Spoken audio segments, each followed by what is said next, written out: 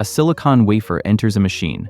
There is no giant projection lens above it. No deep ultraviolet flash sends a pattern through an optical system. Instead, a patterned template moves downward. The chamber is placed under vacuum. Pressure spreads across the wafer. The template touches a thin layer of specially prepared material, and nanoscale structures are copied directly into it, almost like pressing a seal into soft wax, except the details are measured in billionths of a meter. Then the template lifts away. What remains is the pattern for a photonic chip. On June 5th, Chinese Nanoimprint equipment company Pre-Nano said it had worked with Shenzhen Lithography technology to validate this process across full 8-inch wafers. The machine is called the PLAS, and according to the companies involved, it can manufacture photonic chip patterns without a conventional DUV lithography step. The cost claim is even more dramatic. Pre-Nano says the relevant manufacturing cost can be reduced to roughly 1/10 of the traditional DUV route. That does not mean every lithography machine has suddenly become unnecessary. It does not mean this process can print the processor inside your phone. And it definitely does not mean every finished chip becomes 90% cheaper. The real story is narrower, but it may also be more believable and more important, because engineers may have found the exact kind of chip where stamping, not projecting, finally makes commercial sense. Modern chip manufacturing is often described as printing. Traditional photolithography is closer to taking the most precise photograph imaginable, repeatedly, on a surface that cannot tolerate a meaningful mistake. A wafer is coated with a light-sensitive material called photoresist. A circuit pattern is encoded on a mask. Light exposes selected regions of the resist. The pattern is developed, transferred into the layer below, and then the process begins again and again. Different layers build devices, connections, and optical structures. Each new pattern must align with the previous one. A tiny shift can ruin the result. DUV lithography achieves extraordinary precision through advanced optics, motion control, materials, and computational correction. The light source must remain stable. The wafer stage must accelerate, stop, and align with almost unnatural accuracy. Temperature, vibration, and contamination must all be controlled. It is astonishing engineering. It is also expensive and complex. Every additional exposure adds tool time, process steps, and another opportunity for variation. Nanoimprint lithography asks a blunt question. What if the pattern did not need to be projected at all? The basic idea is easy to understand. Engineers first create a master template containing the required nanoscale pattern. That template is placed above a wafer coated with imprint resist. Instead of projecting light through a mask, the machine presses the template into the material. The resist flows into the template's tiny grooves. It is hardened, and the template separates from the wafer, leaving behind a physical copy of its surface. Later etching steps transfer that pattern into the material underneath. One master can, in principle, reproduce the same structure many times. Think about the difference between drawing a detailed map repeatedly and using a printing plate. The first plate may be difficult to create, but once it exists, copying becomes far simpler. At nanoscale dimensions, however, simpler is a dangerous word. Pre-Nano says its equipment can reproduce features below 10 nanometers. At that scale, dust is not dust, it is a boulder. A trapped air bubble becomes an empty neighborhood where the pattern never formed. Slightly uneven pressure can change how deeply the resist fills different regions. A warped template can touch the center while missing the edge. During separation, fresh structures can stretch, tear, or cling to the mold. The concept is elegant. The contact is where elegance meets trouble. Nanoimprint has attracted attention for decades because its advantages are difficult to ignore. It can reproduce extremely small structures without an optical system capable of resolving them, and it may copy a large repeated pattern in one operation, yet it never simply replaced optical lithography. The first obstacle was defects.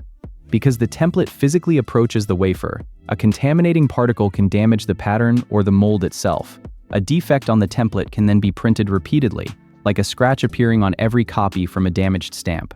The second problem was uniformity. The resist remaining below the pattern must be thin and predictable. Too much material in one region and too little in another can make later etching inconsistent. Then comes separation. Pressing down is only half the process. The template must release cleanly without pulling the structures apart. Alignment is another challenge. Most chips require multiple layers, and each new layer must land precisely over the last.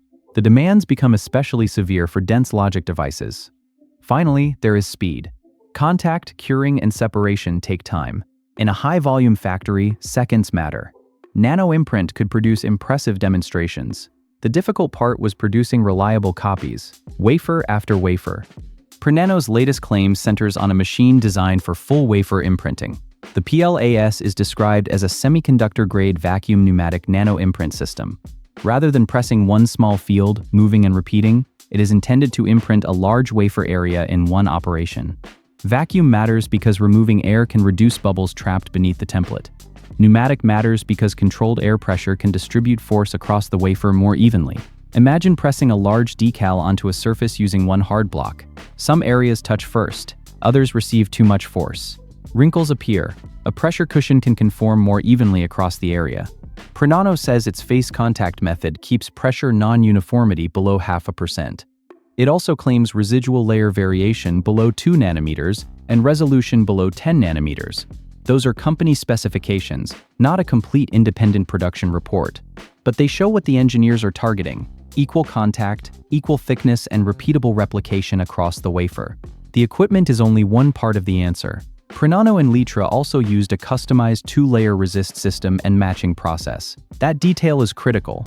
Nanoimprint is not merely a machine pressing downward. It is a relationship between the mold, resist, pressure, curing, release chemistry, and the etching that follows. Change one element and the others may have to change with it. Here is the distinction that makes this story credible. The wafers described in the announcement are for photonic chips, not cutting-edge CPUs or GPUs.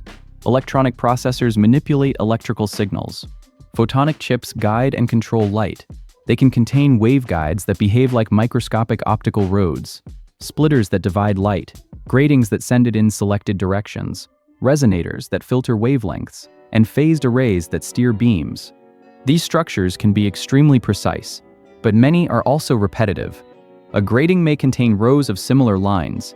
An optical antenna array may repeat one element hundreds or thousands of times. That repetition is where a physical template becomes attractive. A modern logic processor resembles a dense city whose streets and buildings change from block to block. One particle in the wrong place can destroy a critical intersection. A photonic structure can sometimes resemble a carefully arranged field of rails, mirrors, or fence posts. It is still difficult to make, but its geometry may be more compatible with replication. This does not make photonic chips easy. Optical performance is highly sensitive to roughness, width, and dimensional error. A slightly imperfect waveguide can scatter light or shift the device's behavior. But nanoimprint does not need to conquer every semiconductor process to become valuable. It only needs to outperform existing methods where repeated optical structures make stamping practical. The partner in this announcement provides another clue. Shenzhen Litra Technology develops LiDAR systems and optical phased array chips. LiDAR measures distance by sending light into the environment and analyzing what returns. Traditional systems often steer the beam using rotating assemblies or moving mirrors. Those mechanisms can work, but they add size, cost, and wear. An optical phased array attempts to steer light electronically. The principle resembles phased array radar. Instead of rotating one transmitter, the chip controls the phase of many tiny emitters. Their waves reinforce one another in one direction and cancel in others. Change the phase pattern and the beam points somewhere else. No spinning turret is required. To make that practical, a chip may need large arrays of nanoscale optical elements with consistent geometry. That is a natural test case for imprinting. Nano says the current cooperation focuses on production for Litra's optical phased array devices aimed at vehicle and intelligent terminal applications. Mass production validation is not the same as millions of finished sensors already shipping. But this is more than a generic lab wafer. There is a product direction. There is a customer partner. And there is a reason this manufacturing method could lower cost. If these optical arrays can be copied over full wafers in fewer steps, solid-state LiDAR may become cheaper to build for vehicles, robots, industrial systems, and compact three-dimensional sensors. An 8-inch wafer is approximately 200 millimeters across. Leading processor factories generally use larger 12-inch wafers, but 8 inches remains a genuine industrial format for specialty semiconductors, sensors, and many photonic products. More importantly, covering a complete wafer is very different from printing one small square in a laboratory. A tiny sample is easier to keep flat. Pressure is easier to control. There is less area in which contamination can appear. Across a full wafer, small errors accumulate. The center and edge may behave differently. Resist may flow unevenly. A template may bend by an amount invisible to the eye but damaging to the device. That is why the 8-inch claim deserves attention. It suggests the process has moved from we can reproduce this pattern toward we can reproduce it across a manufacturing-sized surface. But the word suggests matters. The public announcement did not reveal how many wafers were processed, how many chips worked, how consistently the result was repeated, or what defect density was achieved. A full-size wafer is a milestone. Yield decides whether it becomes a business. Prenano says this route can reduce photonic chip manufacturing costs to 1/10 of a traditional DUV-based process. That is the company's estimate for the process it validated. It is not proof that every design, factory, or product will save exactly 90%.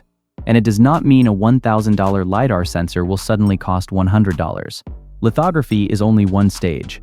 The master template must still be produced with extreme precision. Wafers require preparation and material deposition. Patterns may need etching. Chips must be tested, separated, packaged, and integrated into a final system. Yield matters too. A cheap patterning step that produces many defective chips can still create an expensive finished device. Template lifetime is another unknown. A mold that wears quickly or becomes contaminated can erase the apparent savings through cleaning, inspection, replacement, and downtime. Still, the possible advantage is understandable. The PLAS avoids the projection optics required by DUV equipment. It may replace several exposure or patterning operations with one replication step. A reusable template can spread its creation cost across many wafers. So the accurate interpretation is not, all photonic chips are now 90% cheaper. It is this. For the process Prenano and Litra say they validated, Nanoimprint reduced manufacturing costs to roughly 10% of the DUV route. That is still a huge claim. Now it needs equally strong evidence. Prenano has disclosed resolution, pressure uniformity, and residual layer control. It has not publicly provided all the figures that determine commercial success. We do not know the demonstrated wafer throughput. We do not know defect density across repeated production lots. We do not know the percentage of functional chips per wafer. We do not know how many imprint cycles one template survives before its performance changes. We do not have detailed independent comparisons showing optical loss, reliability, and lifetime against the same chip produced with DUV lithography. And we do not know every assumption behind the 1/10 cost estimate. That does not prove the announcement is wrong. It means commercial scrutiny is beginning, not ending. The semiconductor industry is unforgiving because a process can be technically brilliant and economically useless at the same time. A machine that creates perfect wafers slowly may lose to a more expensive machine producing acceptable wafers quickly.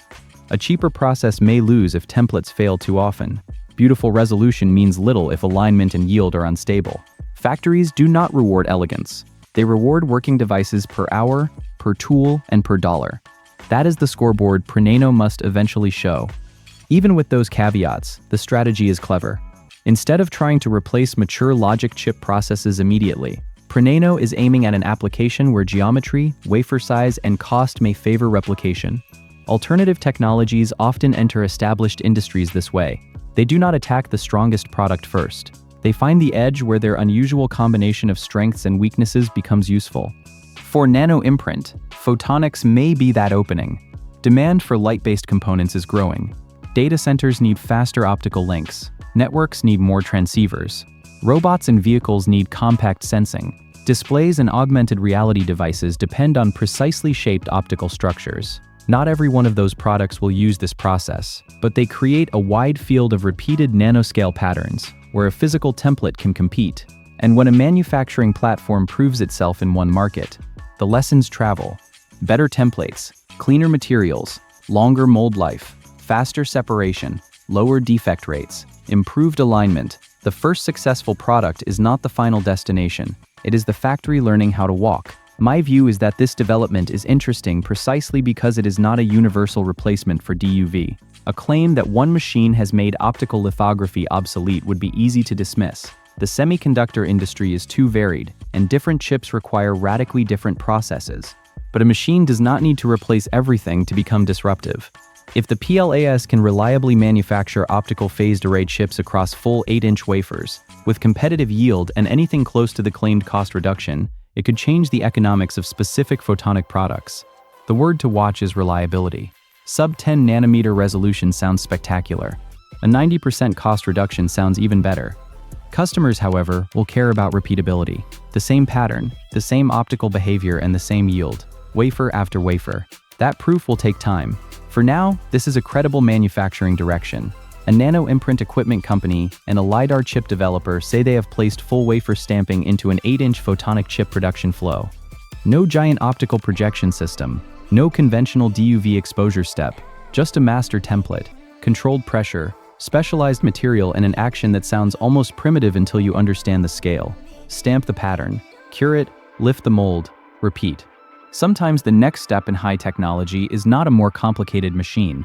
Sometimes it is a simpler action performed with impossible precision. So what do you think? Is Nanoimprint the future of lower-cost photonic chips, especially for LiDAR and optical communications?